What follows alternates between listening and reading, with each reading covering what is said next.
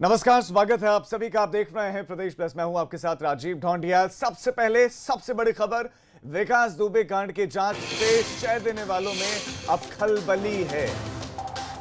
विकास की 1 साल की सीडीआर खंगाली जा रही है। 1 साल की सीडीआर, जो कॉल डिटेल रिकॉर्ड्स हैं वो खंगाली जा रहे हैं 1 साल की। ऐसे में अब खलबली उन लोगों में जो विकास दुबे को शय देते थे। जांच में पूर्वांचल के कई नेताओं के नंबर भी मिले, ये सूत्र जानकारी दे रहे हैं इस वक्त। बहुत बड़ी खबर, कई नेताओं की भी सीडीआर खंगाले जाने की खबर है। ये बड़ी जानकारी। और एसटीएफ की पूछताछ में विकास ने कई खुलासे किए थे, यानी कि जब वो पकड़ा गया उज्जैन से और उसके बाद जब तक एनकाउंटर उसका नहीं हुआ, इस बीच में उससे बहुत सारे सवाल पूछे गए थे और उसने कई खुलासे किए थे, ऐसे बताया जा रहा है। तो ऐसे में जानकारी मिल रही है कि उन जानकारियों के आधार पर, उस पूछताछ के आधार पर कार्रवाई चल रही है। वारदात के बाद संपर्क में थे कुछ लोग और उन्हीं का आने वाले दिनों में पर्दाफाश हो सकता है। तो वारदात के बाद संपर्क में आने वालों का पर्दाफाश सीडीआर से भी हो सकता है। और कुछ इंपॉर्टेंट जानकारियां बताया जा रहा है कि विकास दुबे ने दी थी। वो क्या जानकारियां थी, ये एसटीएफ ने मीडिया से साझा नहीं की हैं। ये बड़ी खबर आपको इस वक्त दे रहे हैं और बड़ी जानकारी ये, बहुत सारी चौंका देने वाली जानकारियां कि पहले तो एक खत को लेकर चर्चाएं थी जो एसएसपी को लिखा गया था, लेकिन ऐसा नहीं था। 8 अलग अलग अंतराल पर उन्होंने डीजीपी मुख्यालय को भी चिट्ठियां लिखी थी और उस चिट्ठी में उन्होंने वही शिकायतें रखी थी कि कैसे विनय तिवारी इशारों पर नाच रहा है, कैसे विकास दुबे समेत दूसरे अपराधियों को वहां पनाह दी जा रही है और पुलिस वाले मदद कर रहे हैं। और कार्रवाई के नाम पर डीजीपी मुख्यालय ने क्या किया है, यह स्पष्ट करना चाहिए डीजीपी मुख्यालय को। दरअसल विकास दुबे के ढेर होने के बाद कई अनसुलझे सवाल हैं। एसआईटी, न्यायिक आयोग और ईडी ने अलग अलग मामलों में शिकंजा कसना शुरू कर दिया है। अब सवाल यही है कि आखिर कौन राजनेता अधिकारी। विकास दुबे भले ही मुठभेड़ में मार गिराया गया है, लेकिन उसकी मौत के बाद भी कई सवाल जो हैं वो खड़े हो रहे हैं। सवाल विपक्ष खड़ा कर रहा है पूरे एनकाउंटर को लेकर। तो वहीं जिस तरह से राजनेताओं और बड़े बड़े अधिकारियों से संबंधों की बात भी सूत्रों के द्वारा सामने आ रही है, उसको लेकर भी सवाल खड़े हो रहे हैं कि आखिरकार वो राज क्या है और कौन कौन उसके सहयोगी थे। अगर घटना के बाद की बात की जाए तो लगातार एसआईटी की टीम और न्यायिक आयोग का गठन किया गया है जो पूरी घटना की जांच कर रही हैं। तो वहीं क्योंकि विकास दुबे जो है वो अकूट संपत्ति का मालिक भी था और कहाँ से उसने इतना पैसा कमाया था, कहाँ पर उसने इन्वेस्ट किया था, इसको लेकर अब ईडी भी जो शिकंजा कस रही है, जिसके चलते आज ईडी भी कानपुर में आ सकती है और यहाँ पर रहकर जो संपत्ति है उसको लेकर जांच कर सकती है। वहीं घटनाक्रम को लेकर लगातार जो विपक्ष है वो कई सवाल खड़े कर रहे हैं, चाहे वो एनकाउंटर को लेकर हो या फिर सत्ता का संरक्षण को लेकर हो। लगातार जो सवाल हैं वो कई खड़े हो रहे हैं, लेकिन उनका जवाब आना अभी बाकी है। तो अब देखने वाली बात होगी कि जो एसआईटी की टीम और न्यायिक आयोग और ईडी जो है वो किस तरह से काम करती है और किस तरह से जो राज है उस पर पर्दा उठाती है। क्योंकि बताया जा रहा है कि उज्जैन से लेकर कानपुर जहां तक मुठभेड़ हुई है, लगातार एसआईटी की टीम विकास दुबे से पूछताछ कर रही थी और विकास दुबे ने इस पूछताछ के दौरान कई बड़े नेताओं, कई अधिकारियों और कई व्यापारियों के नाम भी दिए हैं। तो देखना यह है कि आखिरकार इनके नाम कब उजागर होते हैं और किस तरह की कार्रवाई जो है वो आगे बढ़ती है। वीडियो संकेत के साथ प्रभात अवस्थी, एबीपी गंगा, कानपुर। संवाददाता प्रभात अवस्थी जुड़ भी गए और ज्यादा जानकारी के साथ, जिनकी रिपोर्ट आपने अभी देखी। प्रभात, सबसे पहले तो आप दर्शकों को यह जानकारी दें कि एसआईटी और न्यायिक आयोग जो बनाया गया, क्या वो संयुक्त रूप से काम कर रहे हैं, क्या आपस में भी वो कोऑर्डिनेट कर रहे हैं? और ये जो सीडीआर खंगाली जा रही है, ये कौन खंगाल रहा है? एसआईटी खंगाल रहे हैं या न्यायिक आयोग खंगाल रहे हैं? और अब तक जो सीडीआर खंगाली गई है उसमें क्या क्या मिला अब तक, क्या आपको जानकारियां मिली है? जी बिल्कुल राजीव, आपको बताना चाहूंगा कि जो टीमें हैं वो अलग अलग जांच कर रही हैं और क्योंकि जांच जो है वो एक ही विषय को लेकर है, तो लिहाजा इंटरनल जो कोऑर्डिनेशन है वो हो सकता है, दोनों एक दूसरे का जो सहयोग है वो ले सकती हैं। तो वहीं जिस तरह से उज्जैन से लेकर जो पुलिस का बयान आया था कि उज्जैन से जैसे ही विकास दुबे को एसटीएफ ने अपनी उसमें लिया हिरासत में, उसके बाद कानपुर तक लगातार उससे पूछताछ की गई है और इस पूछताछ का जो है वो वीडियो भी बनवाया गया है। हालांकि सूत्र जो है वो ये बताते हैं कि लगातार पूछताछ में विकास दुबे ने अपने सहयोगियों के नाम बताए हैं और सूत्र ये भी बताते हैं कि जो विकास है वो किन किन लोगों के टच में है, किससे किसके उसके संबंध है और प्रभात, किन लोगों के टच में था, क्या उन लोगों के नाम सामने आ पाए, पता चल पाया कौन लोग थे? नेता थे, पुलिस वाले थे, अधिकारी थे, कौन थे? जी बिल्कुल, जिस तरह से जो आधिकारिक इसकी पुष्टि अभी नहीं है, क्योंकि जो सूत्रों के आधार से खबर है कि उसने कई लोगों के नाम लिए हैं, लेकिन ये जो नाम है उसकी जांच की जा रही है। अभी किसी तरह का कोई नाम जो है वो सार्वजनिक नहीं किया गया है, चाहे वो फिर खाकी के उसके दोस्त हो या फिर खादी के दोस्त हो, या फिर जो व्यवसायी, जो बड़े बड़े व्यवसायी हैं, उनके भी नाम आने की बात सामने आ रही है कि विकास दुबे ने पूछताछ में उन लोगों के भी नाम लिए हैं कि जिससे उनको पैसा मिलता था और कौन लोग उसकी आर्थिक रूप से मदद करते थे। तो इन सब की जो जांच है वो की जा रही है, और इन्हीं सब की जांच जो है वारदात के बाद, ये पहले क्या था ये जांच कर सकते, लेकिन वारदात के बाद कौन, क्या ये पता चल पाया कि कौन नेता या कौन अधिकारी संपर्क में था जो जानकारी दे रहा था विकास को कि अब यहाँ पुलिस छापा मारने वाली, अब यहाँ से भाग जाओ, यहाँ से भाग जाओ? जी अभी फिलहाल कोई भी किसी तरह की जानकारी देने से बच रहे हैं अधिकारी। उनका कहना है कि जांच की जा रही है, जांच के बाद यही बड़ा सवाल है। प्रभात, आपका फिलहाल इस तमाम जानकारी के लिए धन्यवाद। तो क्यों बचा जा रहा है, क्यों नहीं पुलिस सामने आकर बताती, क्यों नहीं बताया जा रहा है कि आखिर जो जांच की गई है, जो पूछताछ विकास दुबे से हुई, वो पूछताछ का वीडियो क्यों नहीं सामने आ रहा है? किन नेताओं के नाम उसने लिए वो क्यों नहीं सामने आकर बताए जा रहे हैं? कानपुर कांड से जुड़ी हुई एक और बड़ी खबर, और एबीपी गंगा इस खबर को लगातार आपको बता रहा है। लापरवाही, एक और लापरवाही, और बहुत बड़ी लापरवाही, और इतनी बड़ी लापरवाही कि शायद 8 जिंदगियां बच सकती थी, 8 हमारे जवान शहीद होने से बच सकते थे। शहीद डीएसपी ने चिट्ठियां लिखी थी डीजीपी मुख्यालय को, 1 2 3 नहीं 8 चिट्ठियां लिखी गई थी। एसओ और विकास दुबे के खिलाफ 8 पत्र भेजे गए थे, और अब ये खुलासा हुआ है। 8 पत्र भेजे गए थे। वारदात से 4 दिन पहले कानपुर एक टीम जांच करने के लिए आई थी। वारदात के ठीक 4 दिन पहले एक टीम आई थी जांच करने के लिए, और वो टीम डीएसपी जिन्होंने लेटर लिखे उनका बयान लिए बिना वापस चली गई।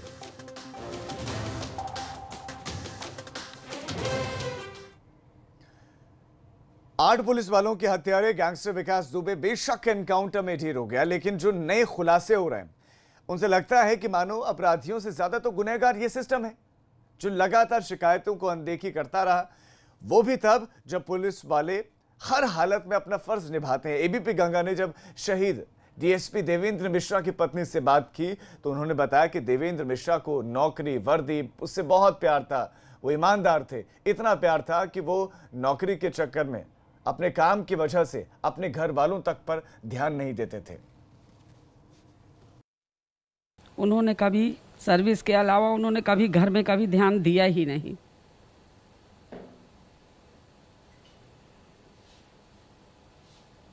कई बातें घर में भी आके उन्होंने बताई। जिस वक्त वो मूलगंज इंस्पेक्टर थे, मूलगंज एसओ थे, उस टाइम अतिक्रमण हुआ था,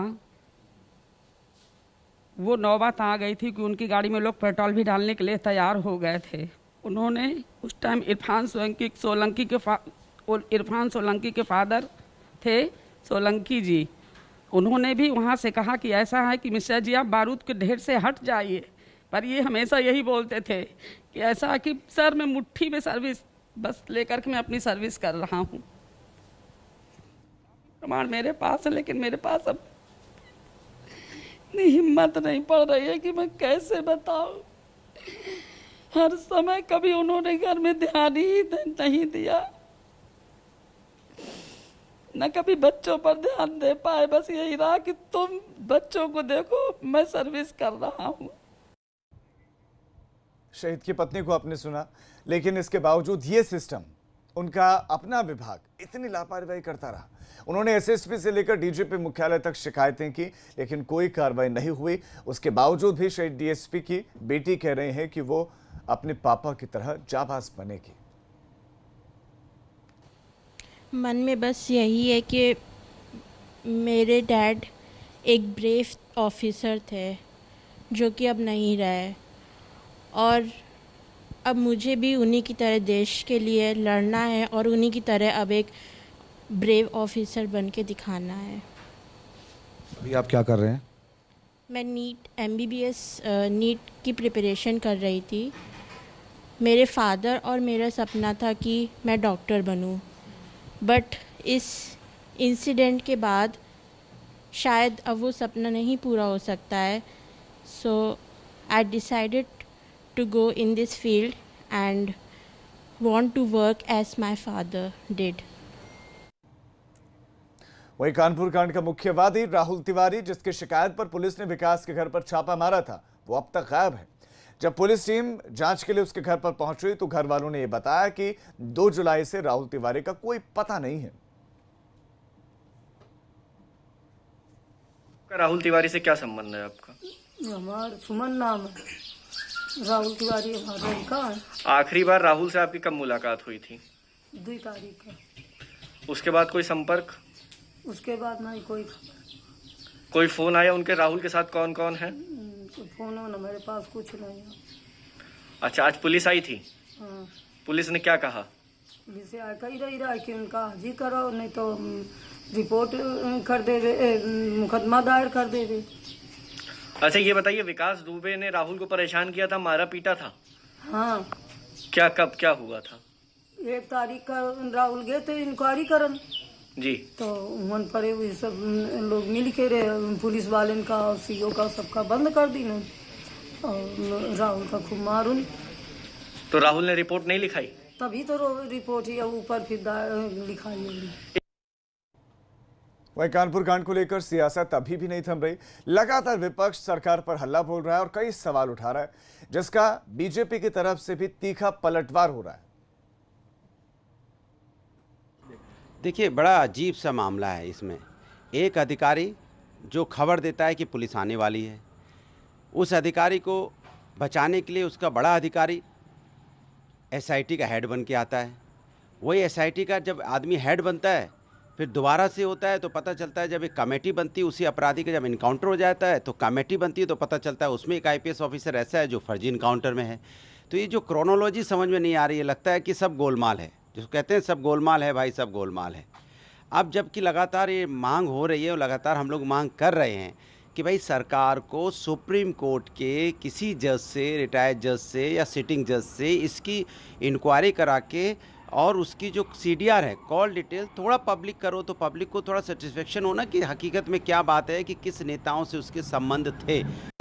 विकास दुबे नामक एक अपराधी और इसके गिरोह के बारे में बहुत सारी जो चर्चाएं चल रही हैं, और वो चाहे उसके जो एक बहुत लंबा चौड़ा सैकड़ों करोड़ का जो उसके आर्थिक पूरे विस्तार की बात आ रही है, उसके गिरोह की बात आ रही है, व्यवसायी और तमाम तरह के लोगों से, पुलिस और तमाम तरह के लोगों से उसके नेक्सस की बात आ रही है।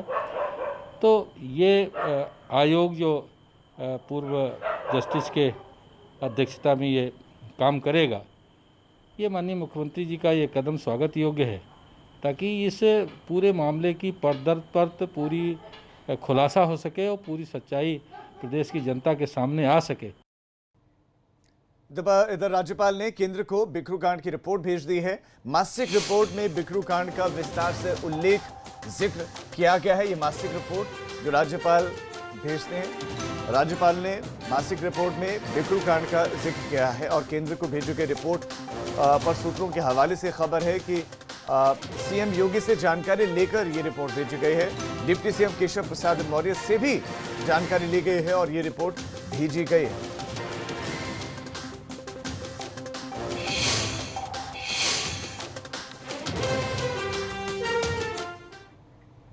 गाजियाबाद पुलिस की बहुत बड़ी लापरवाही सामने आई। गिरफ्त में फोन पर बात करवाने की तस्वीर वायरल हो रही है। हथकड़ी लगे युवक को फोन पर पुलिस ने बात करवाई है। ये बड़ी जानकारी इस वक्त आपको देते हैं। गाजियाबाद पुलिस की ये बड़ी लापरवाही, सिहानी गेट इलाके में पुलिस की ये लापरवाही दिखी। जो गिरफ्त में जो पुलिस की हथकड़ी पहने हुए हैं अपराधी, वो फोन पर बात कर रहा है। आप देखिए, मोटरसाइकिल पर पहला बिना हेलमेट के, उसके बाद नियम तोड़ते हुए पुलिस वाले, एक मोटरसाइकिल पर 3, उससे बड़ी लापरवाही हाथ में हथकड़ी, उससे ज्यादा लापरवाही हाथ में मोबाइल फोन, अपराधी फोन पर बात कर रहा है। आप देखिए, एक मोटरसाइकिल पर 3 लोग, जिसमें एक अपराधी है, 2 पुलिस वाले हैं और एक के बाद एक कानून की धज्जियां उड़ाते लापरवाहियों को आप देखिए। एक अपराधी जिसके हाथ में हथकड़ियां हैं, ये सामान्य बात नहीं है, यानी कि ये कोई बड़ा अपराधी है और उसको पहले तो इस तरह से ले जाया जा रहा है, कोई ज़्यादा सिक्योरिटी नहीं है पहला। दूसरा, उसको फ़ोन पर बात करवा रही है पुलिस, उसके हाथ में हथकड़ी है। कोई हेलमेट नहीं है और एक मोटरसाइकिल पर ये 3 बैठे हुए हैं। देखिए आप इस तस्वीर को देखिए, ये वायरल तस्वीर है। ये तस्वीर गाजियाबाद पुलिस की है। इस तस्वीर पर पुलिस को बताना चाहिए कि क्या अपराधियों को अगर कोर्ट तक लेकर जाती है पुलिस, तो क्या ऐसे लेकर जाती है। ये तस्वीरें आप देखिए। दूसरी तरफ यही पुलिस वाले हैं जो लोगों का चालान काटने में देर नहीं लगाते। लोगों से अगर नियम की गलती से अवहेलना हो जाए तो उस पर एक मोटा जुर्माना लगता है, लेकिन ये पुलिस वाले ना हेलमेट है। सबसे बड़ी बात यह है कि अपराधी बीच में बैठा हुआ है और उस अपराधी को फोन दिया हुआ है, वो फोन पर बात कर रहा है। किससे बात करवाई जा रही है?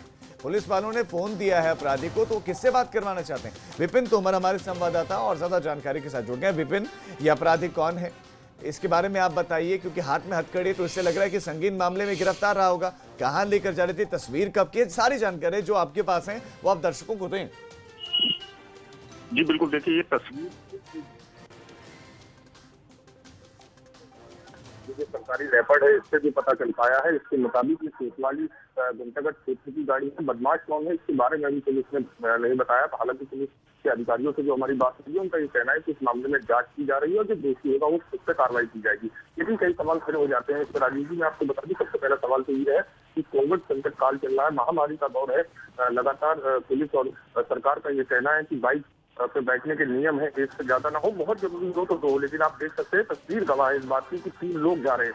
इसके अलावा मोबाइल से आरोपी की बात करवाई जा रही है, उससे हथकड़ी लगी हुई है, हथकड़ी के बाद उसे रस्सी से बांधा गया। यानी ये साफ है कि वो आरोपी है, उसको कोर्ट में पेश करने के लिए ले जाया जा रहा है। बहुत सारे सवाल हैं, लेकिन गाजियाबाद पुलिस फिलहाल सारे सवालों के जवाब एक ही कह रही है कि हम जांच कर रहे हैं और जैसे ही कोई मामला निकल के आएगा जो भी ठीक है विपिन, आपका इस तमाम जानकारी के लिए धन्यवाद। और इस तस्वीर को हम दिखाते रहेंगे क्योंकि ये एक तस्वीर है लेकिन इसमें लापरवाहियां अनेक हैं।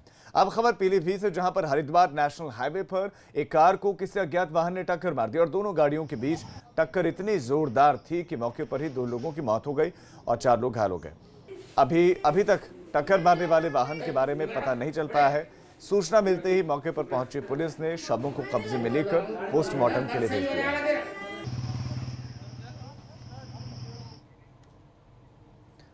एक बार बड़ी खबर मिल रही है, एक बार फिर से डीजल के दाम बढ़े हैं।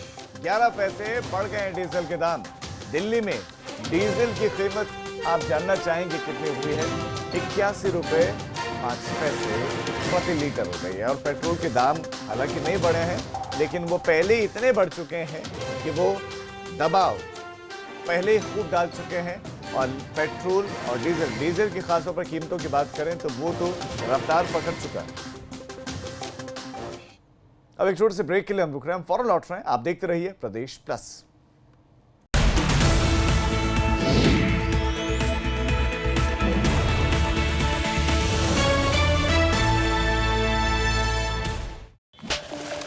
सीनियर इंस्पेक्टर कबीर साहब, welcome to Delhi crime branch. Killer रुकने वाला नहीं है सर, एक और मर्डर हो गया। सस्पेक्ट एक भी नहीं, मिसलीड कर रहा है मैं। एक भी फिंगरप्रिंट नहीं है। ये केस मेरा है और मैं ही सॉल्व करूंगा।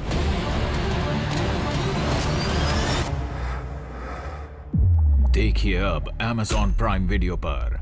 क्या आप जानते हैं हमारे भोजन से फाइबर लगभग खत्म होता जा रहा है। इसी को ध्यान में रखते हुए नंदी लेकर आए हैं नंदी चोकर युक्त आटा। नंदी, नाम विश्वास का। Virat compressive strength Ambuja cement.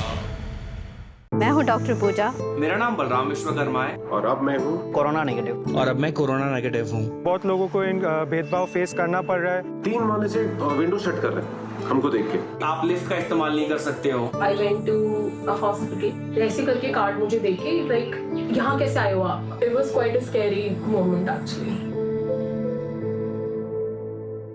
This is the hour of reckoning for all of us।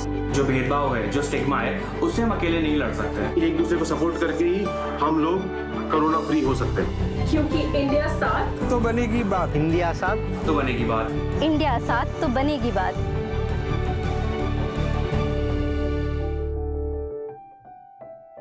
ABP news अब डिश टीवी के चैनल नंबर 650 पर उपलब्ध है। एबीपी न्यूज आपको रखे आगे।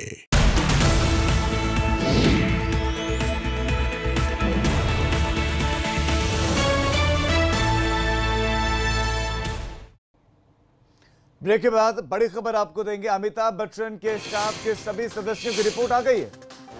अमिताभ बच्चन के स्टाफ के सभी सदस्यों की रिपोर्ट आई है और बच्चन परिवार के संपर्क में सभी लोग नेगेटिव आए हैं। बच्चन परिवार के संपर्क में जो लोग थे वो सभी नेगेटिव आए हैं और संपर्क में आए सभी 26 लोगों की रिपोर्ट नेगेटिव आई। करीब 54 लोग बच्चन परिवार के संपर्क में आए थे और सभी को 14 दिन के लिए क्वारंटीन किया गया है। 26 लोगों की रिपोर्ट नेगेटिव आई है।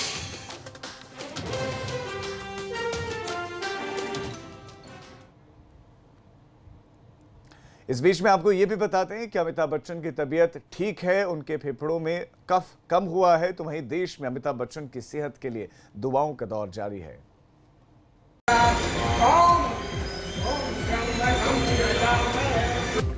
ये दुआएं और पूजा पाठ उस जादूगर सुपरस्टार के लिए है जिसने हिंदी सिनेमा के सारे समीकरण ही बदल दिए थे। आखिरकार महानायक उन्हें यूं ही नहीं कहा जाता।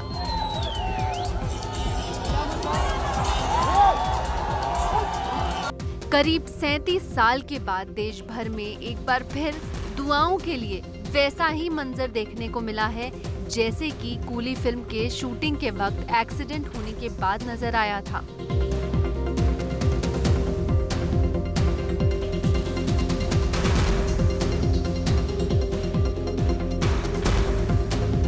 हर कोई अमिताभ अमिताभ कर रहे थे। उनकी सेहत और जिंदगी की सलामती के लिए कहीं पूजा पाठ, कहीं हवन तो कहीं प्रार्थना और दुआओं का सिलसिला हर तरफ एक बार फिर उसी तासीर के साथ जारी है। तस्वीरें बताती है अमिताभ बच्चन को 77 की उम्र में भी जनता कितना प्यार करती है। उनकी फिल्मों और उनके किरदारों का आज भी कितना असर कायम है। सबसे बड़ा चीज़ है कि ये चीज़ हम लोगों के लिए बहुत बड़ा दुख का पहाड़ गिरा है। दूसरा ये चीज़ है कि इन्होंने हम लोग कोरोना का हमेशा हम लोगों को चेतना दी, हम लोगों को बताया कि किस तरह कैसे करना है। इस इलाज में उनको उन्होंने जो मजदूर प्रवासी भारतीय रहे, जो भी लोग थे, उनका सेवा करना और इस तरह से उनको हो जाने से हम लोग को बड़ा दुख है। और बाबा विश्वनाथ जी से, महामृत्युंजय जी से, माँ गंगा के किनारे के रहने वाले सभी लोग इनके प्रार्थना कर रहे हैं कि जल्दी से जल्दी वो ठीक हो और वो अपने घर पर आए और हम लोग के बीच में आए। अमिताभ बच्चन को आज किसी फिल्म सीन में चोट तो नहीं लगी। हाँ, कोरोना जैसे महामारी की चपेट में जरूर आ गए हैं, लेकिन इसमें दो राय नहीं कि इस हाल में भी फिल्मों के लिए काम करने का उनका जज्बा ही नजर आता है, क्योंकि संक्रमण के दौर में लोग रोजमर्रा के काम से जरा दूर ही रहने को मजबूर हैं। लेकिन बिग बी ने अपने काम को फोकस में बनाए रखा। हाँ, ज्यादातर घर पर ही काम किया। इसके बावजूद संक्रमण ने उन्हें जकड़ लिया। अमिताभ और अभिषेक दोनों का नानावटी अस्पताल में इलाज चल रहा है। हालांकि डॉक्टरों ने कहा है कि चिंता की कोई बात नहीं है, लेकिन फैंस में उनकी सेहत की खासी चिंता बरकरार है।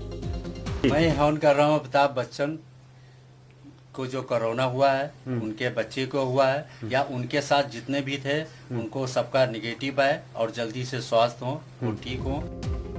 गौरतलब है कि सिनेमा के पर्दे पर जिस तरह उन्होंने एक एक कर खलनायकों को ढिशूं ढिशूं करके धराशायी किया, निजी जिंदगी में बीमारियों को भी अपने हौसले से ध्वस्त करने में कामयाबी पाई।